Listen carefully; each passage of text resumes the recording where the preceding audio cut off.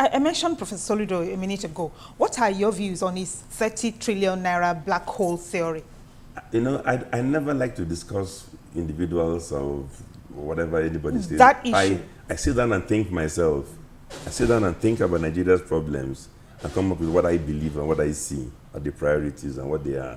I don't chase anybody's numbers because, hey, I can make up numbers myself. I'm sure you can make up numbers. Most of them are based on assumptions and so on. And if you question the assumptions, the whole numbers crumble usually. So I don't chase other people's numbers. I mean, I give an example for a different area, but it's the same general principle about governance and cost. Take all this controversy about missing money in NNPC and all that as well. You see, where it is 49 billion, or whether it is 20 billion, or 15, or some say 1.48, even if you say it is 12, I think all roads lead to the same thing. And that same thing is that we cannot have an arrangement where NNPC as a corporation, we should not have an arrangement as a country where NNPC as a corporation will receive our oil revenues, decide how much of it they keep for themselves, and send the balance to the nation. That is the root cause of the problem. And even if you therefore argue that today the figure that you think they should remit or they didn't remit was 10 billion or 2 billion or 4 billion, my point is that the solution is that we should ask ourselves the question, why do we need NNPC at all to receive our oil revenues and decide how much of it to pass on to the nation? I would sooner argue that you remove NNPC from the equation, you scrap NNPC, you take the money of Nigeria and give to Nigeria. What role is NNPC playing in terms of receiving oil revenue or claiming they're helping to produce oil revenue and then appropriating huge amounts of it themselves? You can as well allow revenues to flow straight to Nigeria and collect revenue from oil companies by increasing the share that the government takes from royalties, selling oil blocks, taxation directly. That is an activity that has to do with regulation. Regulation today is handled by DPR. So the point I'm making is that you need a regulator for the oil industry. We don't need government pretending that they can be an oil producer themselves, because they cannot. They cannot, because the twin evils of corruption and political interference will destroy any efforts they make to get into production, into direct production. It happened on power, happened on telecom, it will happen on NNPC. The only difference and why NNPC's own can endure for longer is that whereas for power, we had to take Nigeria's money and give it to PHCN, and the same for NITEL. We took Nigeria's money and give it to NITEL. For NNPC, they took Nigeria's money first and decided how much they pass on to Nigeria. So, but if we decided that we could not, our government cannot run businesses, and they cannot do so in power, they can't do so in telecom, they can't do so in road transport, they can't do it in oil either. Because the same reason why they failed to do it in power is because of the same twin evils: political interference, corruption. Those same twin evils exist in oil production. The difference is that because it's a sector with lots of revenue, the inefficiency is hidden, and you think that they're doing a good job. The PIB has been touted as the cure-all for all that is wrong with the petroleum industry, but you're clearly saying that it is not far-reaching enough because it doesn't include the suggestion you just made. What are your other reservations about the PIB, and why do you think the National Assembly has not had the political will to pass that bill? You see, the PIB is an attempt to patch a defective system. It begins with the assumption that we need state-owned enterprise that will be involved in direct production. So let us make rules to have it commercialized. My point is that each time we have tried to have any state-owned enterprise get involved in production, in whatever sector, they have failed in the end. The reasons why they fail are known: political interference, corruption. My point is that if they failed in every sector, why do we think they will succeed in the oil industry? What is different, I mean, about the oil industry? So my point is that the PIB was an attempt to slightly improve existing defective arrangements. I have nothing against society trying to move forward in stages, which means you have a very bad situation. If all that we can reach agreement on is a timid PIB that improves things a little bit, I can buy into that for as long as we agree that the long-term destination should be something much better than this timid PIB. So you see, because sometimes they say half bread is better than none. I am advocating radical solutions to the point of saying, I think we should phase out NNPC, phase out NPDC. When I say scrap NNPC, you can't do it in one day.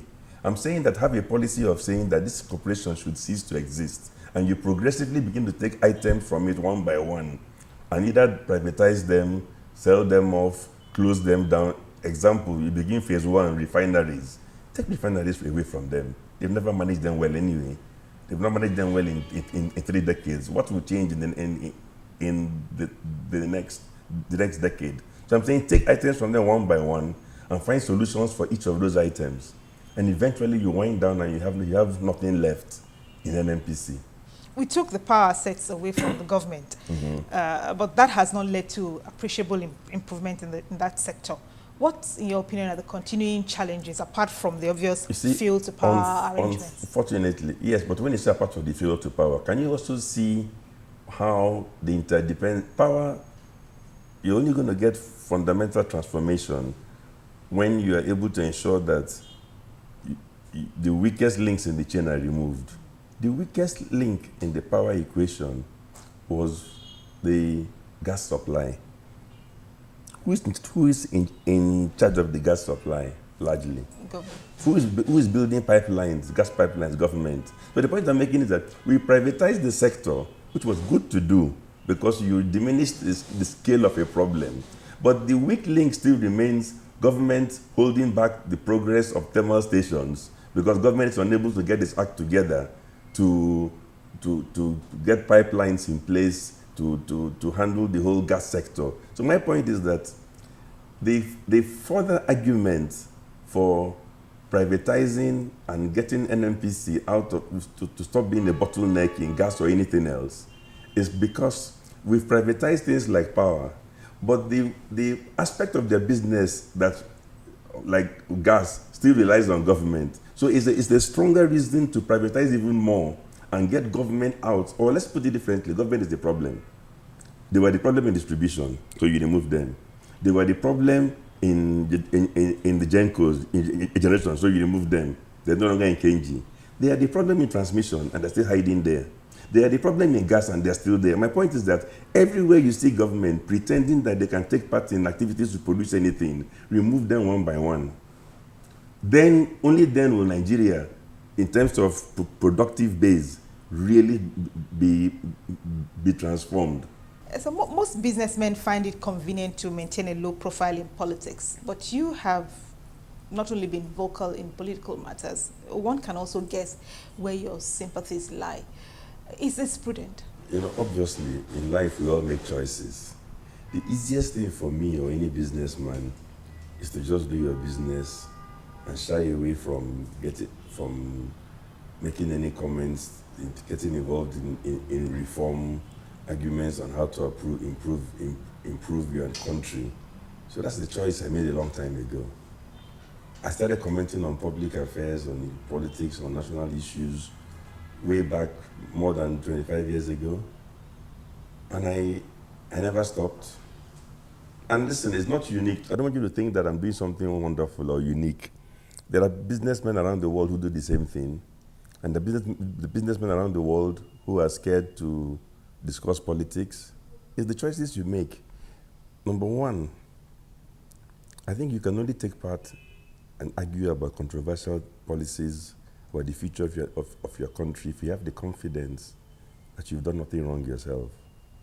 There's nobody giving me an inflated government contract.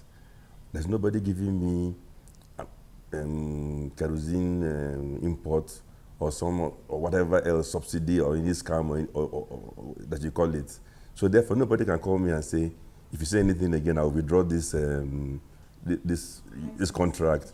If there's anything that you give me and you're not happy that I'm committed on my country, take it away from me. I'm happy.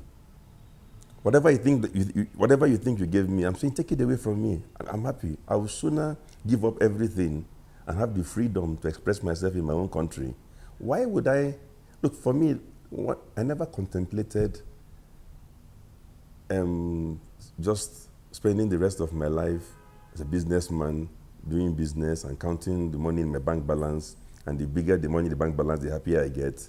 And if I think something is going wrong in my country, I'll keep quiet because my balance is growing. That was the choice I abandoned many years ago.